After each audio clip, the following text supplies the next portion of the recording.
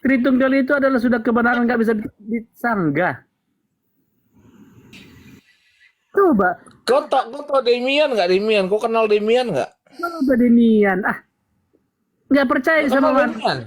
jadi Oh, Muslim. berarti kau nggak ini nggak dianggap di Tritunggal kau. Kalau kau dianggap di Tritunggal, kenal kau Demian. Salah Ih, satu pahlawannya Tritunggal dia yang mau ke mualaf sekarang. bukan Jesus only. Makanya dia jadi mualaf. Hah? Demian mana Jesus only? Nggak Mabuk percaya. kau. Betul, betul Virtu, mabuk dia. Dia nggak percaya sama ajaran presiden, sama si Malikil nggak percaya dia. Makanya dituntut dalam nak kata orang Batak kan. Udah gini aja bang, kau lihat aja di YouTube itu bang yang ku bilang bang, kisah Sendok Tony pernah mati suri. Mau percaya atau tidak itu urusan kau lah. Kita harus mati suri. Aku juga ngapain jauh-jauh ke YouTube. Aku aja lah. Aku pernah mati suri. Kita kan harus ada bukti biar supaya percaya. Kalau ngomong Tritunggal teorinya kalau nggak ada kenyataan itu apa? Ada bukti nanti aku bikin di YouTube-nya. Aku pernah mati suri dan kulihat kebenaran Tritunggal, Bapa, Putra, Roh Kudus. Sama seperti penglihatan Stefanus. Aku melihat anak manusia duduk di sebelah kanan Bapa katanya kan. Tritunggal.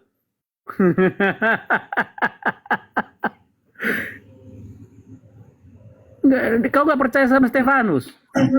Jadi gini, Butros. Penyebutan manusia Kalau itu kamu tidak, bebas bang, mau bilang apa bang? kalau kamu Penyebutan manusia misalnya mengajarkan seperti itu, Butros, Allah nggak butuh nama. Stefanus. Itu kan sama sebenarnya kamu bilang bahwa semua agama di dunia ini menceritakan tentang Tuhan yang sama dan semua agama itu akan membawa orang kepada Tuhan. Apa Gitu, dia ngomong Butros. apa? Hah? Mana Gimana, ada Butros? agama lain? Itu konsekuensinya begitu. Itu Berarti itu. semua agama di dunia ini, ya, Kalian mabuk kalian itu.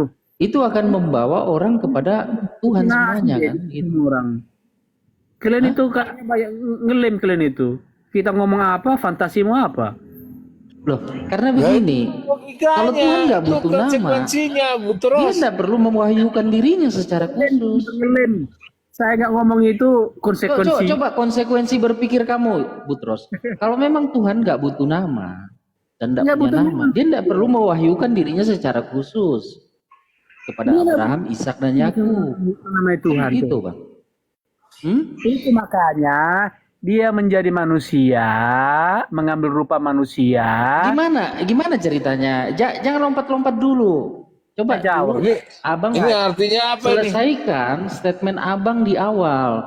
Mana Tuhan deh? pencipta nggak Jol butuh mana nama. sedang Jol mana sedang doho Butros. Dia nggak punya artinya nama begitu. gitu loh. Orang Batak bilang warna mana ritik. Bukan berarti namanya si ritik. Nggak usah lari kemana-mana dulu. Ini kita bicara, Butros. Kalau memang Tuhan itu, sang pencipta itu nggak punya nama dan nggak butuh nama, berarti semua agama di dunia ini akan membawa kepada Tuhan yang sama. Ya, mas, saya Semuanya akan ahli agama. menyelamatkan. Ngelem kau itu.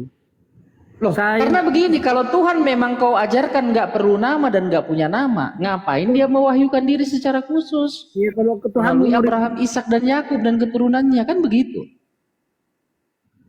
Tuh, Jadi kau tuh- jawab dulu dengan baik. biarkan saya menjawab. Kalau kau mau dengarkan.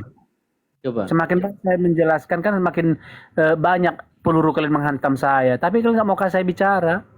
Jadi Tuhan itu nggak punya Enggak, nama. kamu selesaikan dulu konsekuensi awal dulu. Jangan kamu lompat nanti langsung di kitab Konsekuensi kau Wahyu. itu. Ah. Kalau kau konsekuensi tapi kau karang konsekuensinya itu kau ngelem.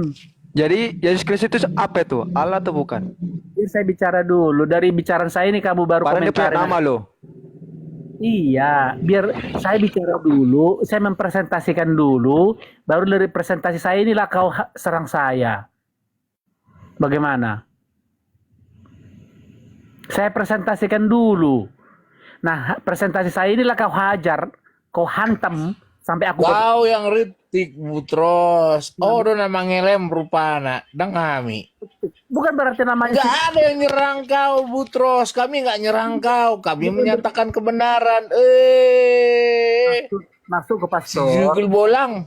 Pastor moral, pastor Tom, pastor Malikil, pastor Leon, pastor semua pastor ya yang di sini.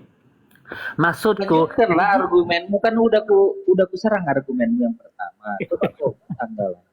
Nggak usah begini kita- Pastor Mokambi. Sudah. Jadi Tuhan itu nggak perlu nama. Nggak ada yang bisa menamai Tuhan. Itu makanya ketika Musa tanya, siapakah namamu? Dia nggak bilang nama aku Yahweh. Bukan. Jawabnya, kalau orang Batak itu, Au. Awarroa, Aharroa. Itu. Nah, nama ucapan inilah yang akhirnya di indirect speech kan oleh Musa, Yahweh. Apa arti Yahweh? Dia yang ada. Apa arti Aku yang ada. Jadi Musa membahasakan ini kepada umatnya, siapakah nama Tuhan kita? Tuhan kita, dia yang ada, Yahweh. Dari mana Musa dapat ini? Karena Allah berkata, aku adalah yang ada. Gitu? Tentu Musa nggak mengatakan, aku yang ada. Siapa nama Tuhan kita? Aku ada. Bukan, Yahweh. Nah, itu pun sebenarnya bukan nama KTP, itu nama yang ajaib. Makanya dalam kitab Hakim-Hakim dikatakan, mengapa kau tanyakan namaku? Bukankah itu nama yang ajaib? Nah, tetapi betul yang kalian bilang itu, harus ada nama. Tapi bagaimana? Siapa yang menamai Tuhan? Gak ada. Karena nama harus diberi yang paling tinggi kepada yang lebih rendah. Itu makanya dia mengambil rupa manusia, merendahkan diri, dan Bapa menamai dia Yesus. Walaupun Yesus itu adalah nama manusia, karena manusia itu adalah sungguh Allah juga, itu menjadi nama Tuhan kita. Di dalam nama Yesus semua bertekuk lutut. Begitu ceritanya Pastor Ben, Pastor Oke, Morali. gini aku tanggapi Butrosnya. Jadi Dong, kamu saya itu paling Jadi senang gini. menghormati orang, hatiku senang Jadi kalau Ya, Biar saya sebentar. Sudah. Kalau yang apa rintihan-rintahanmu itu kamu tahan aja, Bang. Kita langsung di argumen saja. nama yang Jadi gini, Bang. hormat. Senang sekali. Bang, rintihan-rintihanmu itu kamu Saya. tahan aja, kamu simpan di dalam hati ya. Jadi gini, Bang. Kalau kamu berbicara begitu, kamu kan mengabaikan apa yang dinyatakan Tuhan di Perjanjian Lama. Ya. Maksud gue begini. Bentar, Bang. Kamu kan nggak mau dipotong. Coba Iya, kamu Pastor, tutup dulu miknya. Ya. Ini ya. Kalau kamu baca Kejadian pasal 4, di situ jelas dikatakan setelah lahirnya Enos, orang mulai kembali lagi memanggil nama Tuhan. Nah gini, Bang. Nama Tuhan, kalau kau bilang nggak perlu nama Tuhan itu, bukan manusia yang namai Tuhan. Ya. Tidak ada orang makhluk yang bisa menamai Tuhan. Itu benar. Tetapi kebenaran kamu itu bukan kebenaran yang sesuai dengan Alkitab. Ya, memang di dalam Alkitab tidak ada yang menamai Tuhan, tetapi Tuhan itu yang datang memperkenalkan dirinya, mewahyukan dirinya. Makanya keselamatan itu hanya ada di dalam kebenaran-kebenaran yang disampaikan di dalam Alkitab. Oke? Di luar dari Alkitab, firman Tuhan itu tidak menyelamatkan, tidak membawa orang pada pengenalan yang benar akan Tuhan. Makanya dibutuhkan pewahyuan khusus untuk selamat. Kalau kamu sudah mengklaim di awal bahwa Tuhan tidak punya nama, berarti dan tidak perlu nama, dan seharusnya memang dia tidak punya nama, berarti kamu sedang mengatakan bahwa semua agama di dunia ini benar dan nanti akan membawa orang kepada Tuhan juga yang nggak butuh nama. Ya. Jadi Tuhan, kenapa dia perlu mewahyukan dirinya secara khusus? Dia pilih Abraham, keturunan Abraham, Ishak dan Yakub. Dan dia memperkenalkan namanya. Kembali lagi, di Alkitab bukan manusia yang menamai dia, tetapi dia memperkenalkan namanya. Artinya dia punya nama. Ya. Ketika dia datang di abad pertama dalam rupa manusia, bukan manusia yang diangkat jadi Tuhan, Bang. Dikasih nama sama Tuhan terus diangkat jadi Tuhan, bukan. Itu pemikiran pagan yang kamu bawa itu. Itu bukan pewahyuan khusus. Karena Tuhan Yesus datang ke dunia itu enggak secara tiba-tiba. Sudah ada penyataan dirinya di Perjanjian Lama. Dialah yang berfirman di Perjanjian Lama dan dia datang untuk menggenapi firman-Nya di dalam Perjanjian Baru. Gitu loh. Namanya yang di Perjanjian Lama, itu juga yang dia bawa di Perjanjian Baru. Karena apa? Pribadinya sama, tetapi kau membuat jadi 3 pribadi, sedangkan 2 pribadi yang lain kau nggak bisa sebut namanya. Kalau kamu mengatakan ada pribadi, 3 pribadi, sebut namanya satu-satu. Kenapa hanya anak yang punya nama? Jadi konsekuensi berpikirmu itu setengah pagan, tapi mau Kristen, Bang. Itu loh. Makanya perlu pertobatan sungguh-sungguh, Bang. Ya, Pastor. coba bantalah. Baik, jadi begini Pastor, ya. Tuhan tidak punya nama. Karena prinsipnya nama diberikan yang lebih tinggi kepada yang lebih rendah. Kalau Tuhan adalah yang tertinggi di atas segala sesuatu, maka tidak ada yang bisa menamai dia. Dan tidak ada dia menamai dirinya sendiri. Nggak ada itu. Itu argumentasimu itu kau udah ulangi. Kamu jawab bagaimana Tuhan mewahyukan dirinya kalau dia nggak membawa namanya, Pastor Tom. menyampaikan namanya. Pastor Tom, aku nggak pakai. Bang, kamu hanya mengulang argumen yang tadi kau sampaikan, Bang. Iya. Coba patahkan argumen saya, pewahyuan khusus itu apa gunanya gitu loh. Tuhan khusus. Apa yang dibawa dalam pewahyuan khusus itu kalau bukan namanya? Saya Coba bicara patahkan argumen itu, Bang. kalau Supaya pastor kita jangan membuang waktu berpanjang-panjangan dan hanya membohongi orang lain. Abang itu membohongi orang lain loh. bukan begitu, Pastor. Pastor tadi bicara panjang lebar. Jadi abang tidak menganggap perjanjian lama itu adalah pewahyuan khusus dari Tuhan, hanya perjanjian baru saja. Dan itu pun berbicara tentang manusia yang diangkat jadi Tuhan karena dikasih nama dari sama Tuhan. Masih jubel bau. Anda jangan berapa di sini ya, berbicara sepanjang-panjangnya, tetapi Anda senang membohongi orang loh. Si Jabir. Itu loh. Warna masih Jabir, katanya terus. Yang Jabir itu kamu, Bang. Kamu nggak menyangga argumen saya. Kamu hanya mau mengulang lagi omongan kamu tadi. Coba kamu patahkan argumentasi saya. Bisa nggak? Gejeng gila. Ya sudah, kalau kamu nggak bisa patahkan argumentasi saya, kamu silakan ngomong sampai kiamat. Saya nggak perlu tanggapi lagi. Tom. Pastor Tom, gantian bicara Pastor Tom. Ya, jadi Allah itu tidak punya nama. Allah tidak pernah mengatakan namanya Yahweh. Ketika Musa menanya siapa namamu, dia mengatakan aku adalah, aku yang ada.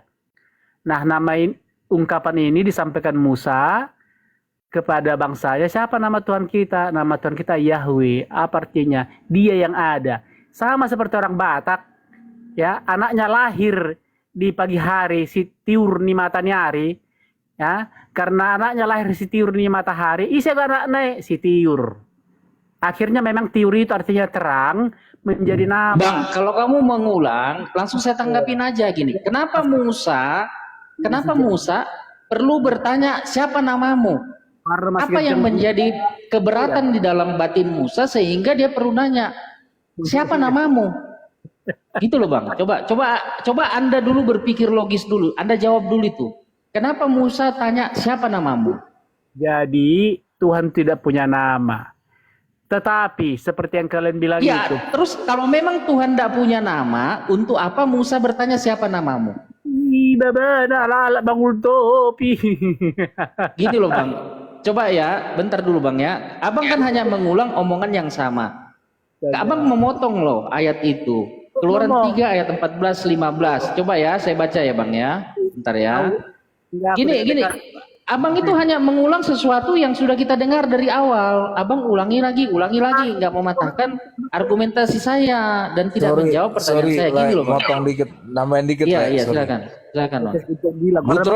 Butros. Iya, Pastor Morales. Tuhan bilang akulah aku apa? Iya, Akulah. Ya, itu nama dia kan? Enggak, itu bukan nama itu. Itu ungkapan. Bukan nama, orang dia dibilang namaku adalah utok-utok. Lanjut lah. Jadi saya bacakan ayatnya ya, Bang ya. Jadi waktu kita baca firman Tuhan kan kita berpikir nih, ya kan? Selanjutnya berfirmanlah Allah kepada Musa, beginilah kau katakan kepada orang Israel. Tuhan, bentar Bang. Tuhan Allah nenek moyangmu, Allah Abraham. Oh, ayat 14 ya, tadi Abang baca ya. Saya baca nanti dari 14 terus ke 15. Firman Allah kepada Musa. Oh, ayat 13, karena Musa yang bertanya di ayat 13. Lalu Musa berkata kepada Allah, tetapi apabila aku mendapatkan orang Israel, perhatikan kalimatnya, tetapi apabila aku mendapatkan orang Israel dan berkata kepada mereka, Allah nenek moyangmu telah mengutus aku kepadamu. Dan mereka bertanya kepadaku, bagaimana tentang namanya? Nah, ini kan harus menjadi pertanyaan abang. Kenapa orang Israel perlu tanya namanya? Terus Musa juga perlu menanyakan itu kepada Tuhan. Bentar bang, saya baca lanjutannya ya. Apakah yang harus kujawab kepada mereka? Ayat 14. Firman Allah, bentar bang, jangan kita potong Alkitab ya, supaya kita tahu betul-betul ya. Ini bang ya. Saya baca ulang ya. Saya baca ulang, jangan kita hanya sekedar baca, tapi kita berpikir.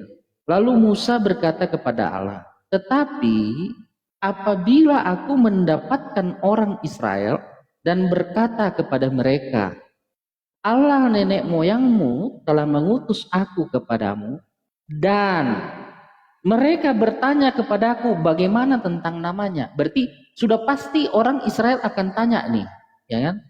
Apakah yang harus kujawab kepada mereka? Ayat 14. Firman Allah kepada Musa. Aku adalah aku. Ehe aser ehe dalam original teksnya. Lagi firmannya. Beginilah kau katakan kepada orang Israel itu. Akulah aku, ego emi atau ehe aser ehe telah mengutus aku kepadamu. Ayat 15. Selanjutnya berfirmanlah Allah kepada Musa, beginilah kau katakan kepada orang Israel. Tuhan, Yahweh di sini kan, kalau original teksnya, Tuhan, Yahweh, Allah nenek moyangmu, Allah Abraham, Allah Ishak dan Allah Yakub telah mengutus aku kepadamu. Itulah namaku. Poin pertama, itulah namaku untuk selama-lamanya. Dan itulah sebutanku untuk turun-temurun. Jadi nama ya dan sebutan adalah apa? Yahweh selamanya dan turun-temurun. Bukan SREY. Nah, kenapa di sini di ayat 15 dikatakan Yahweh? Coba kamu berpikir dulu. Iya. Kalau kau pintar, saya tidak mau jawab itu. Kan kamu guru, pengajar. Iya, saya jawab gantian maka saya jangan jadi rokok. Silakan. Kenapa namanya SREY menjadi Yahweh? Kenapa pelintut-pelintut? Coba jelaskan ke saya. Gini bang, kamu nggak benar-benar nggak tahu bahasa Ibrani ya? Enggak, makanya saya namanya SREY. Kenapa jadi Yahweh? Makanya saya tanya dulu, kamu benar-benar nggak tahu bahasa Ibrani? Biar saya kasih tahu. Tahu, saya mau belajar. Coba, tidak perlu harus ahli bahasa Ibrani. Mengapa namanya si Budi? Oh gini, tiba-tiba bang, itu kan bentuk pertama. Jadi mau ketika bentuk pertama, bentuk kedua, kenapa namanya gonta-ganti? Diam dulu bang.